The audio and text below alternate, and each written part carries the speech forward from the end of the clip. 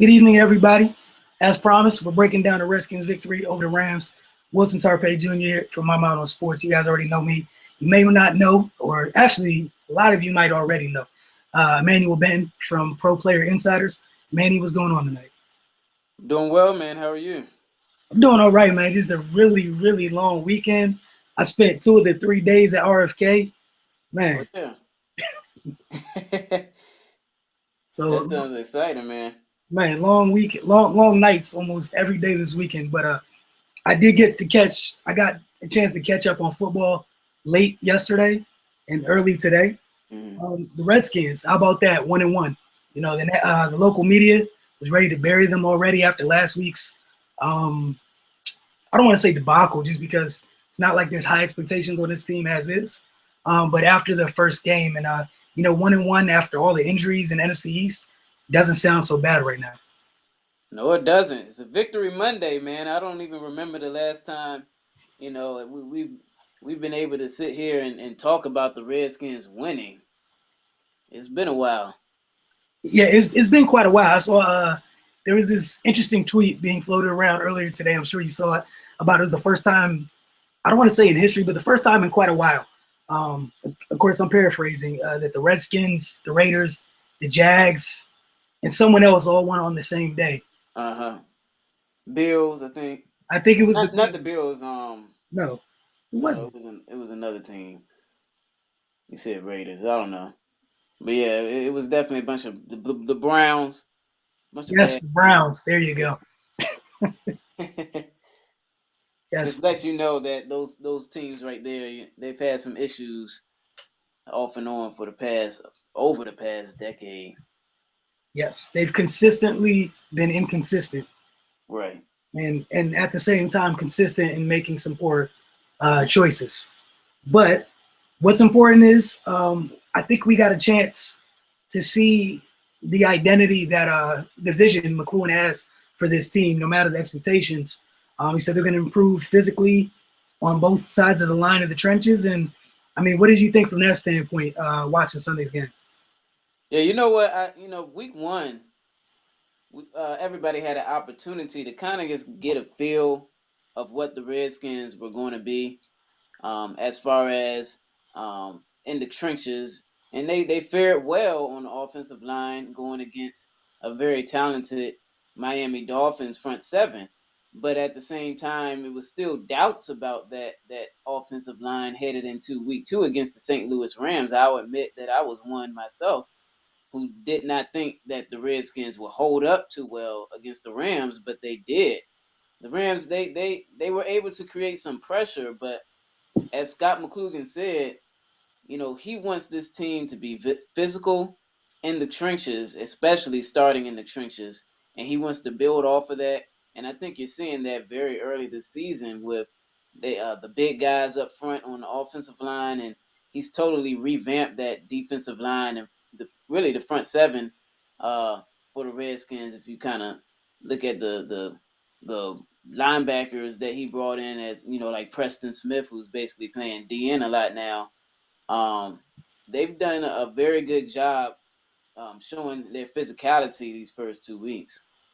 Yeah, I definitely agree. I knew coming to the year, ever since McLuhan was he was hired. I was excited about the defensive side of the ball, no matter what. My reservations were all offense, but from a defensive standpoint, I mean, you have to be happy. They pretty much came out and outran the Rams. Right. The 4 teams in that division, whether they're at the top or the bottom of that division, they're all the only thing they have in common is that they're uber physical teams. And I got a chance to look a little bit today, and it just looked like Washington. I was joking a lot, and I know I tweeted this to you quite a few times over the offseason. Washington's defense was going to be like the 5th NFC West defense. And while I was joking, if you look at those, by the time the game ends tonight, and everyone's able to look at the first 2 weeks from a defensive standpoint, they're up there. So, yeah. Like I said, I was playing around, but some truth in it. They said they're going to be physical. They went out and got pieces that, that will bring that into fruition, and they did just that. What I was most excited about was 37 rushes to the Rams 13. Yeah.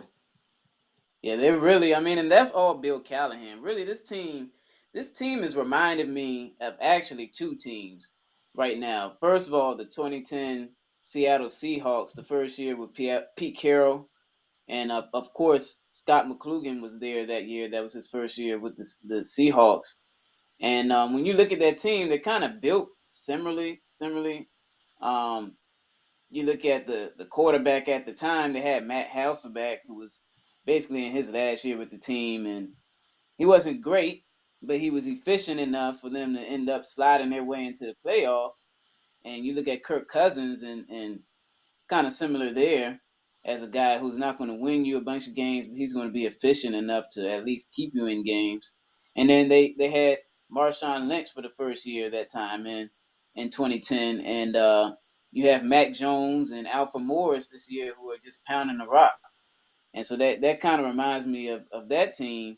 And then also last year's Dallas Cowboys, because Bill Callahan really helped Jason Garrett get back to emphasizing the run last year. And that played a big part into the Cowboys going into the playoffs. Now, I know I just mentioned two teams that went to the playoffs. I'm not saying the Redskins are going to make it there, but I'm just saying that the them emphasizing the run is really going to help them stay in games this year. And I credit that a lot to Bill Callahan because that really feeds off to the defense. Because I looked up a stat this morning that said the Redskins defense has been on the field the least amount of times out of all the teams in the NFL, and that's directly attributed to time of possession on the offense, which is attributed to them having a great run game. So Bill Callahan has really been a great addition, and I think that's really the reason why you see this team doing pretty well so far this season. Yeah, and the craziest part about this is we still haven't seen this secondary at full strength yet, Right. which I'm very eager to see. And I'm anxious to see how some of I was drooling over Preston Smith.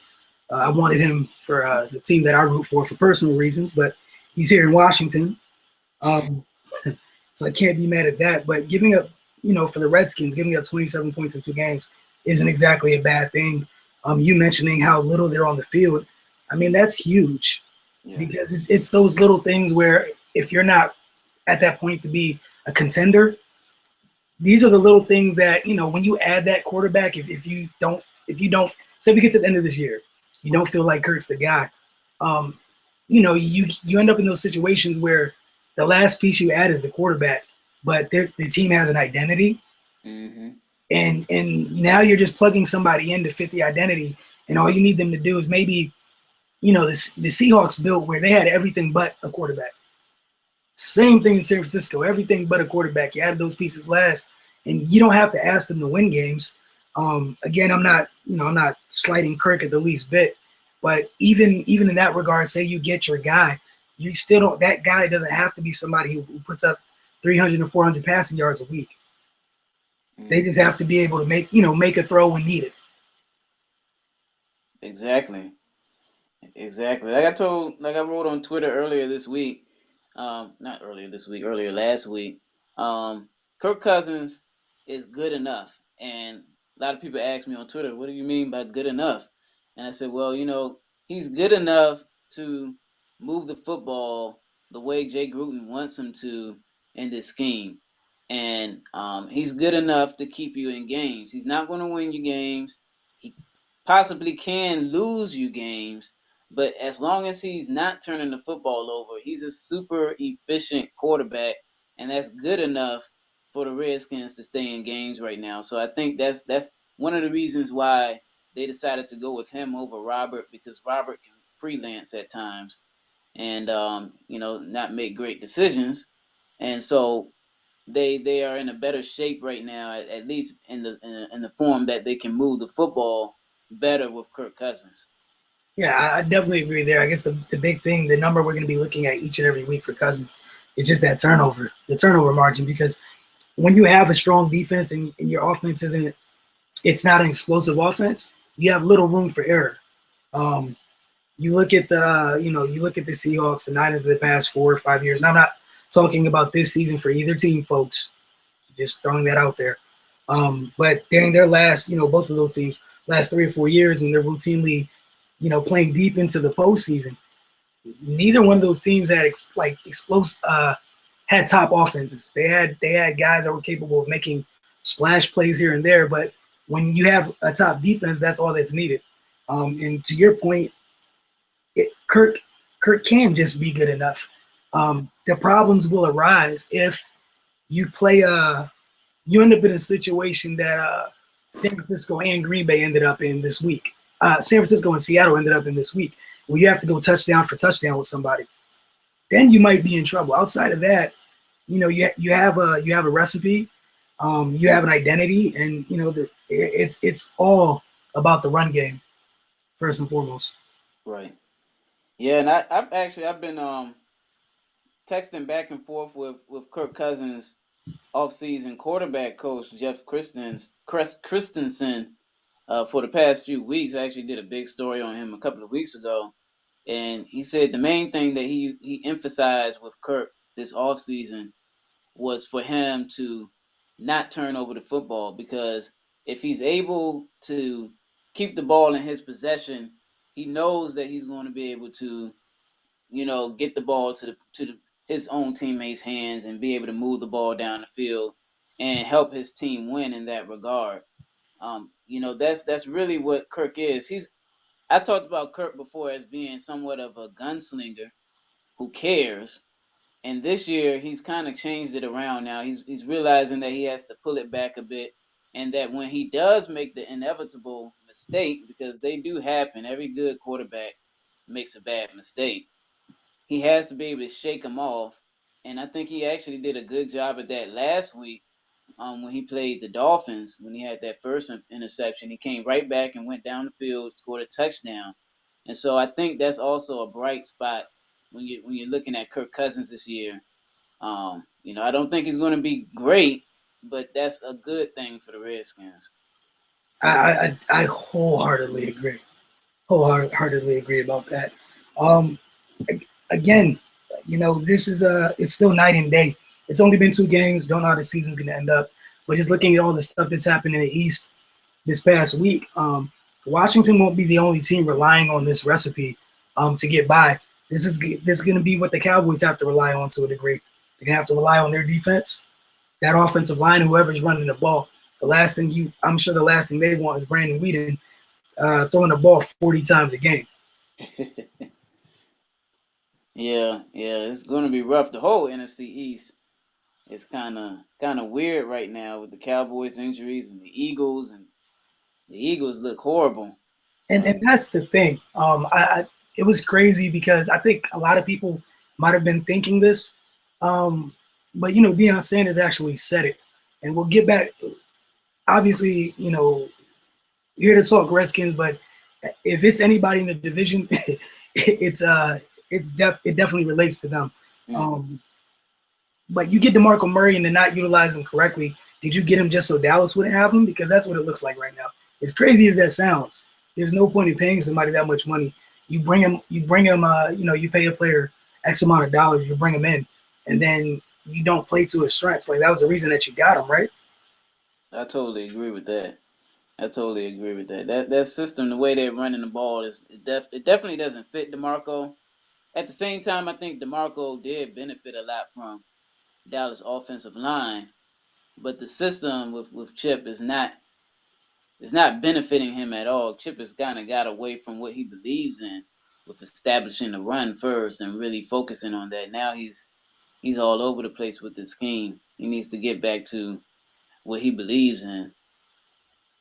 Yeah, and I mean it's going to be something that Redskins fans, people that cover the Redskins, will be watching all year long. Obviously, how the rest of the division does, but with all the things going on, there's only one team that's 0-2 right now. A lot of people paid it to be Washington. Right now, Washington's not in a bad place at all. And just to touch on Washington again, we got to talk about Matt Jones. And this isn't to slight Alfred Morris in the least, Mm-hmm. but Scott McCloughan looks like he got exactly what he thought he was getting in Mr. Matt Jones. Yeah, yeah. Mac Jones is a baller, and he's a keeper for sure. And from my understanding, I know post draft there was some reports that there was a team that actually liked him as a first round prospect. And I don't know who that team was. It could have just been the Redskins, or it could have just been somebody throwing a report at the wall and seeing if it would stick. But when I went back to watch Mac Jones college film at Florida, I was then able to understand why Scott McCloughan liked him so much. Mac Jones didn't get the ball too much at Florida, and he didn't do too much consistently. And statistically, he didn't do much. But when you read his scouting reports, a lot of people would say, well, this is a big running back who is powerful, but he doesn't have that much speed, and he doesn't really make you miss.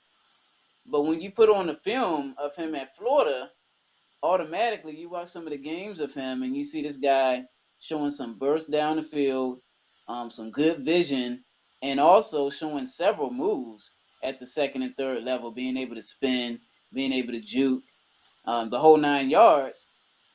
Fast forward to Washington, and that's exactly what he's doing with this team. Again, I think you can credit Bill Callahan for some of that success with the power scheme and some of the mixing in the power in the zone, which fits him pretty well. He's more of a power back than a zone back, but he's doing a good job, really kind of learning how to play in the zone scheme. But as you said, no slight to Alfred Morris because he is a stud. But one thing or two things that I think that is going to benefit Mac Jones in the long run and where he's better than Alfred Morris. Number one, behind the line of scrimmage and once he gets to the second level, Mac Jones is a lot more creative. He's able to get yards. I remember a play in preseason where he could have lost like 7 yards and he was able to gain 2 yards. That doesn't look like much, but that's a lot for an offense because there's a big difference between losing 7 yards and gaining 2 yards. And then also his burst down the field, and I think you saw it on his first touchdown yesterday. If that was Alfred Morris, Janoris Jenkins probably would have caught up to him, and that would have not been a touchdown. But that extra burst that Mac Jones possesses, he was able to, speed right past Janoris Jenkins and score a touchdown. So those two things, I think, is what separates him. I think you're going to see a guy in Mac Jones who is capable of scoring a lot more than Alfred Morris for those reasons. Yeah, and I think my favorite part of what you said was about the creativity. It's kind of and obviously I'm not, it's not the point I'm trying to make is in terms of having options. Yeah. There's a difference in how what you can do with a back like Alfred Morris and the wide array of options you have with Matt Jones. Mm-hmm. And that also plays a role into how a defender attacks each of those backs.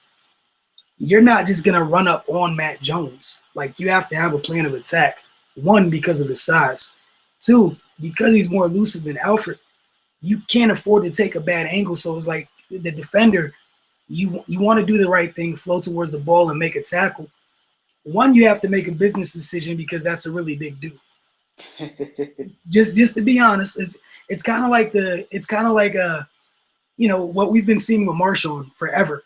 The defenders end up thinking versus reacting, and sometimes even if you react, you can lose. And the fact that there's more options, you talk about that burst.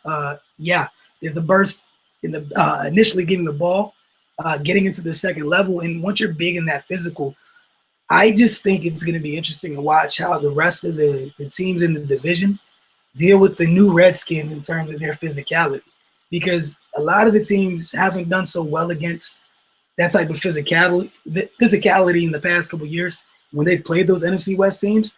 And if the Redskins are morphing into exactly one of those in terms of their physicality, I'm interested to see how the other three teams in the East deal with it None of those other three teams are overly physical. Maybe Dallas, and that might be it. Yeah, I totally agree with that. That's definitely been one of the weak points for the NFC East. And the NFC East used to be known as a very physical division. Kind of backed off from that over the years, with a lot of the teams, and well, at least the Redskins and the Giants struggling on the offensive lines for the past few years and well several years. And then on the defensive line, of course, you had the Giants, who was great on the defensive line for years.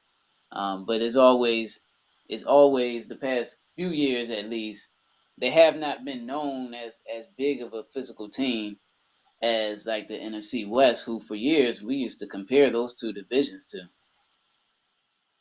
Right. And I mean, it just speaks volumes as that type of change that quick, when you're trying to change the culture by getting a lot of those guys that have already have that mentality from that type of football over there. You bring it over here where this division doesn't, as you said, they got away from it. So, the Redskins are the first one to get back to it. From the defensive side of things, that's going to be top dog for a little while, as opposing offenses aren't going to be ready or willing to deal with that. All right. Another interesting thing that I wanted to bring up, we're not going to take too much time tonight because people have lives and it's kind of late. Look at the difference in like the drafts or the type of players that were taken before McLuhan and how they don't necessarily fit with the vision going forward. David Amerson, he's gone, no longer a Redskin, gone. Yeah, he's gone, and he will go down as a bust, another bust in Redskins history. And it's an interesting one because when you look at the players that was drafted behind David Amerson and that 2013 draft, it really wasn't much behind him on that board. So it's understandable that the Redskins took a chance on what was a first round talent, but a guy that really wasn't able to piece it together and had what people like Mike Mayock called probably one of the worst seasons he's ever seen by a cornerback, which is devastating to say to a player. After But having one of the best. yeah, so you know, David Emerson has a boatload of talent, but for several reasons, he's just not able to put it all together. I know in college, it was from a mental standpoint, and in the NFL, it's still from a mental standpoint. And I'm not saying that he's not a guy who doesn't study, because I think he does study, and he definitely got back to it even more so this year. I mean, he really worked hard at it, but I think there's just several things, the partying and certain things that just kind of gets his head away from the game. And in order for him to become a guy who pieces all that talent together, he really has to become a student of the game and become really serious about his craft, because he can be. I mean, he has the talent of an Antonio Cromartie and the size of an Antonio Cromartie, but if he's not able to piece it together, which he has not, he's not going to be good at all, because he's a big corner who is not capable of being physical at the line of scrimmage. He's not a guy who can play man coverage very well. He's more of a zone corner. And at the same time, you play him in zone, he doesn't have good eyes.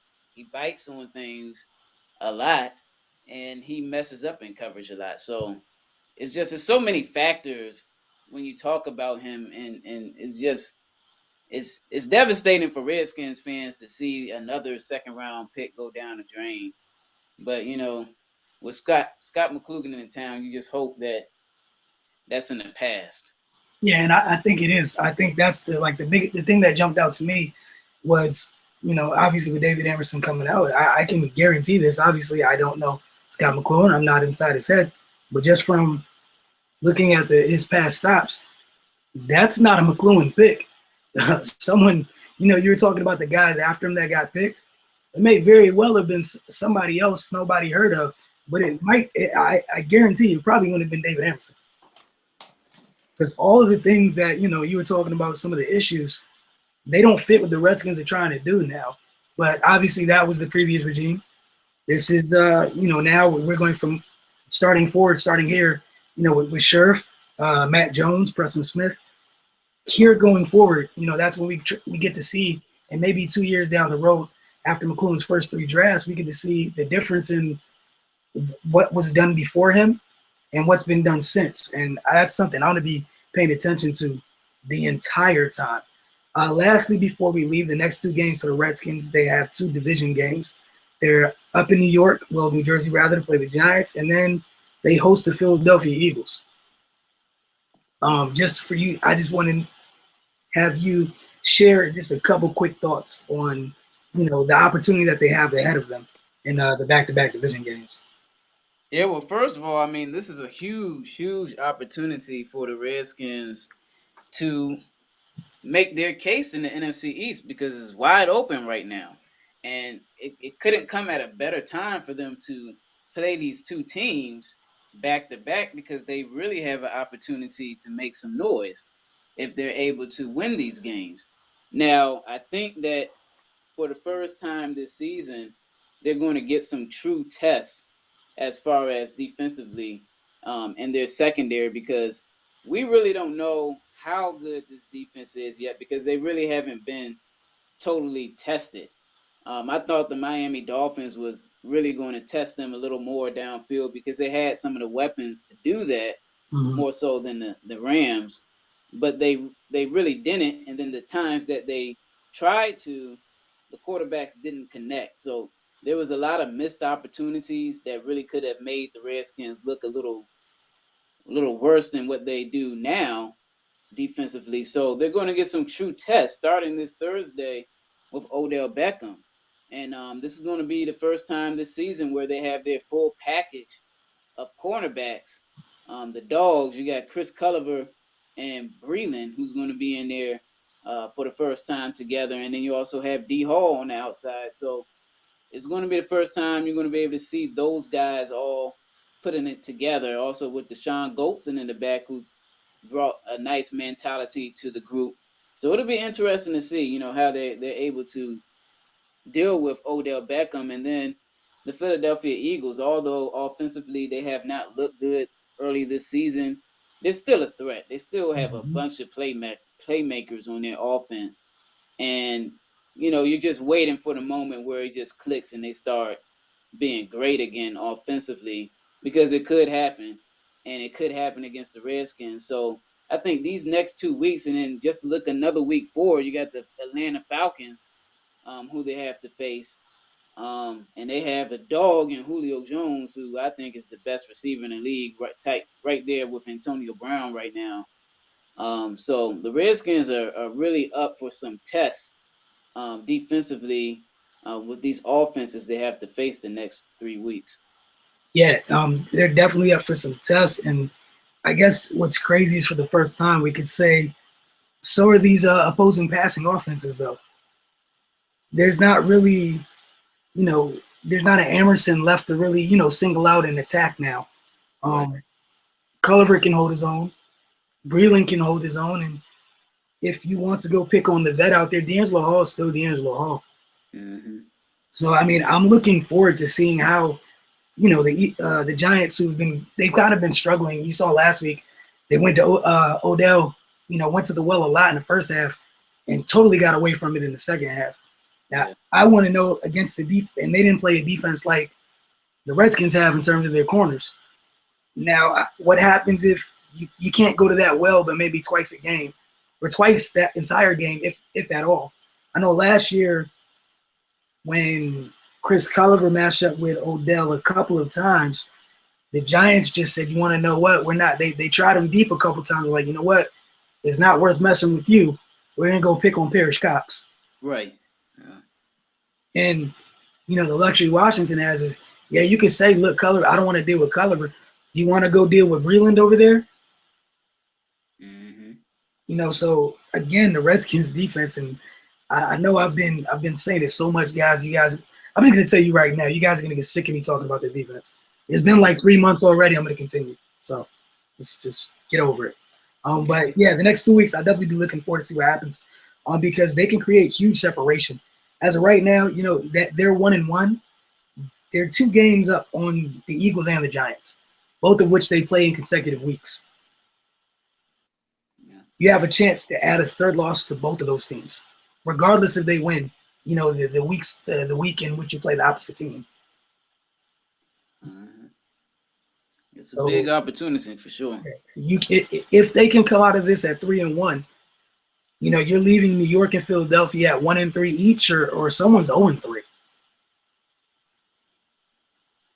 And Mm-hmm. as crazy as everybody, you know, as everything seemed coming to this year with Washington and all the RG3 stuff, you know, again, going back to what you said at the top of the show, just talking about if Kirk can continue to be good enough, they have a chance. They have a chance, and you know that's all you can ask. Um, and you can't ask for anything else. That's more of a chance than they've had in the past couple of seasons since 2012. Yeah. So, um, this again, guys. Thank you all for joining us. This is just the first of many. We're gonna try to do this every Monday, or maybe Tuesday, depending if the Redskins have a Monday night game. We're just gonna get together.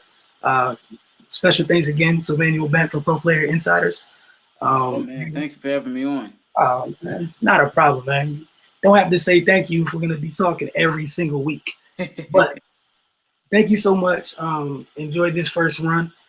Guys, just get used to it after this. You know, just no Monday late Monday evenings.